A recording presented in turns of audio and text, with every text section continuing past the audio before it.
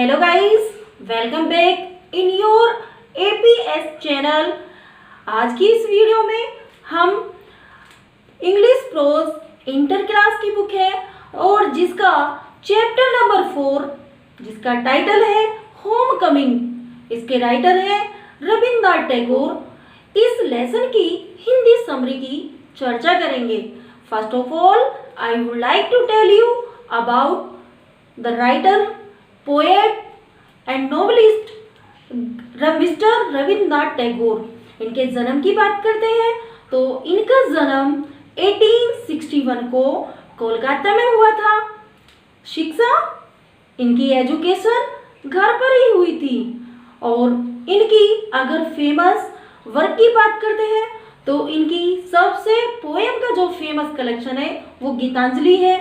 और इन्होंने बहुत सारी नॉवेल्स, शॉर्ट स्टोरीज और ड्रामे ये सभी लिखे थे। इन्हें 1913 को लिटरेचर के लिए एक नोबेल प्राइज से सम्मानित किया गया था।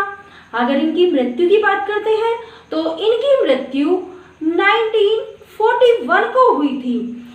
ये भारत के एक बहुत ही महान प्रसिद्ध कवि, नाटककार और उपन्यासकार माने जाते हैं। और अब हम इनकी जो फेमस एक शॉर्ट स्टोरी है जिसका टाइटल है होम कमिंग, इसकी हिंदी शॉर्ट में समरी की बात करते हैं। इसकी समरी बहुत ही इन शब्दों में आपके सामने दिखाई जा रही है और उम्मीद है कि आपको ये समझ में आएगी। इस कहानी का हीरो फटिक है। फटिक 14 इयर्स का एक छोटा लड़का है। फटिक के घर में उसकी एक विडो मदर है और उसका एक भाई माखन है जो उससे 2 साल छोटा है। फटिक फादरलेस है लेकिन बहुत शरारती है।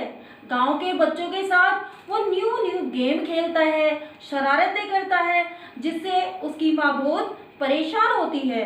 एक दिन नदी के किनारे वे एक किसान के खेत में जाते हैं और वहां पर देखते हैं कि एक लकड़ी का लट्ठा कटा हुआ पड़ा था।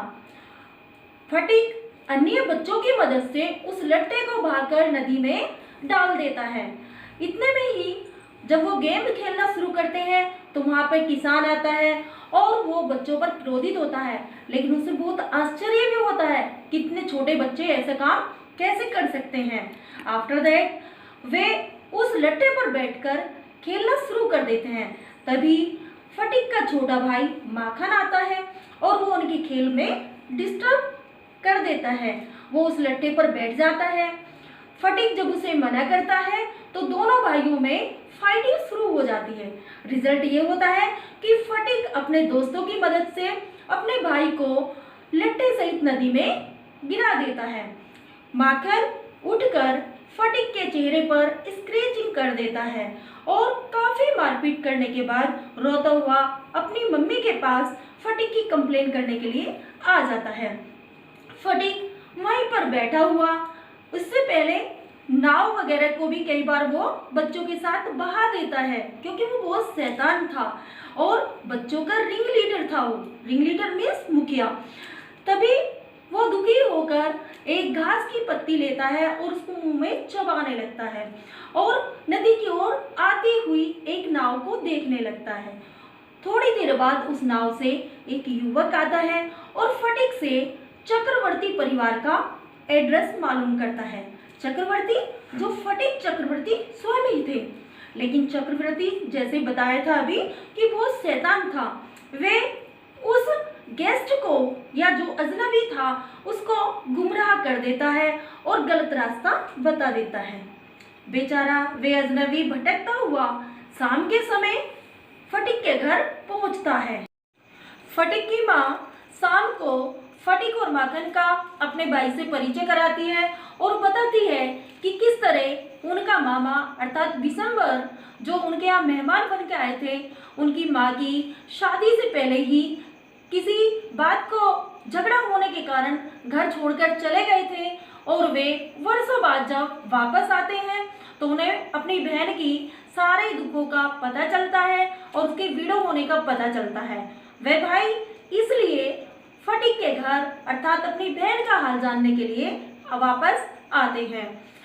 रात के समय बहन उसे अपने दोनों बच्चों के बारे में बताती है, तो दोनों यही डिसाइड करते हैं कि फटिक को बिशंबर के साथ कलकत्ता भेज दिया जाए। जब बिशंबर फटिक से कलकत्ता जाने की बात कहते हैं तो फटिक को लगता है मानो वो किसी स्वर्ग में जा रहा है। फटिक बड़ी खुशी खुशी से अपनी सारी चीजें अपने भाई माखन को दे देता है और गांव में अपने दोस्तों से बड़ी खुशी से ये समाचार बताकर सुबह सवेरे अपने मामा के साथ कलकत्ता के लिए चल देता है। लेकिन जैसे ही वे अपने मामा के घर पहुंचता है तो उसे लगता है कि उसने बहुत बड़ी गलती की। मामा के ऑलरेडी 3 बच्चे थे और मामी का नेचर बिल्कुल विपरीत था। फटिक बहुत कोशिश करता है कि वो सबका दिल जीत ले, लेकिन वो सफल नहीं हो पाता। जैसे दिन बीतते जाते हैं धीरे धीरे फटिक को अपना जीवन भी बहुत भारी लगने लगता है। सब उसे जानवर से भी बदतर उसके साथ व्यवहार करते हैं। जब स्कूल की बारी आती है तो एक बार फटिक की एक कोई बुक थी वो गुम हो जाती है, जिस कारण उसका काम नहीं हो पाता। फटिक अपनी मामी को ये वरदान सुनाता है, लेकिन मामी उसको हेल्प करने की बजाय खरी खोटी सुनाती है। काम कंप्लीट ना होने के डर से फटिक स्कूल नहीं जाता, क्योंकि स्कूल में टीचर उसे बेरहमी से पीटते थे। एक रात फटिक को बहुत तेज फीवर होता है, लेकिन मामी के डर से बेचारा घर से निकल जाता है। पूरी रात वो बेचारा चलता रहता है। जब सुबह होती है तो मामा देखते हैं कि फटिक गायब था। मामा सब जगह उसको खोजते हैं और फिर पुलिस की मदद ली जाती है। शाम के समय तो कांस्टेबल फटिक को घर लेकर आते हैं। उस समय बताते हैं कि फटिक उन्हें एक लावारिस हालत में, बहुत ही जो बेहोशी की हालत में था, उन्हें रास्ते में पड़ा मिला। लेकिन मामी उसको देखकर वेलकम करने की जगह उसको खरी खोटी सुनाने लगती हैं। अब तो फटिक की हालत दिन पर दिन बिगड़ती जाती है। उसे बेचारे को अब अपने घर की, नदी की, अपने दोस्तों की और अपनी शरारतों की याद आती है। उसे सांस लेना भी दूभर हो जाता है। अब उसके रोने के लिए भी कोई स्थान नहीं था जहाँ अकेले बैठकर रो सके। इतना सीरियस हो जाता है कि जब डॉक्टर को बुलाया जाता है तो डॉक्टर कहते हैं कि इसके शायद अब अंतिम समय चल रहा है। फटिक की माँ को खबर दी जाती है। अब फटिक एक ही मन में बस एक ही विचार लाता है।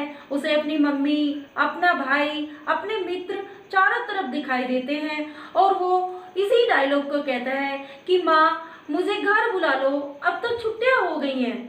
क्योंकि जब भी वो अपने मामा से कहता कि मामा मैं घर कब जाऊंगा, तो उसके मामा कहते हैं कि नवंबर में जब आपकी हॉलीडे होंगी तब आप घर जाओगे। उसे केवल यही बात रटी रहती थी।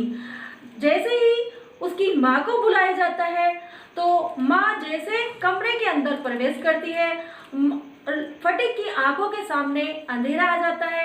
उसे केवल एक आकृति दिखाई देती है और माँ के कमरे में एंट्री करने के बाद वो कहता है, माँ नवंबर आ गया है, अब तो हॉलीडे हो गया है, मुझे घर पर बुला लो। और ये कहकर बेचारा फटिक अपनी सांस, अंतिम सांसें जो ले रहा था उसे छोड़ देता है, अर्थात फटिक मर जाता है। माँ उसे देखकर बहुत रोती है, चिल्लाती है, और लेकिन कुछ नहीं हो पाता क्योंकि फटिक मर जाता है। इस कहानी से स्टूडेंट हमें यही शिक्षा मिलती है कि बच्चा फादरलेस हो या मदरलेस हो, वो अगर कोई भी उसके घर से एक बच्चा है तो वो ही उसके पास ही रहना चाहिए।